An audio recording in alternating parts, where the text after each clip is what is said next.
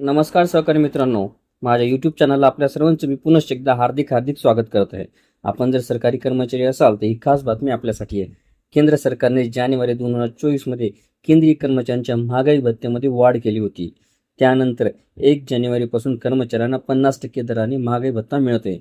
यामुळे त्यांच्या मूळ वेतनामध्ये भर पडणारच आहे.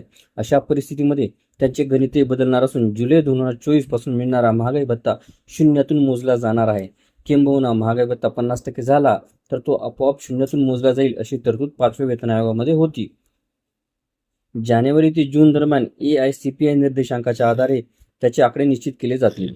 जानेवारी महिन्याचा AICPIचा आकडा फेब्रुवारीमध्ये जाहीर करण्यात आला होता. त्यानुसार महागाई भत्त्यात 1% वाढ झाली आहे.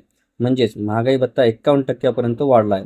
पण फेब्रुवारी महिन्यात व्हिडिओ सविस्तर बघण्यासाठी कृपया आपण डिस्क्रिप्शन बॉक्समध्ये दिलेल्या लिंकवर क्लिक करा आणि संपूर्ण व्हिडिओ पहा.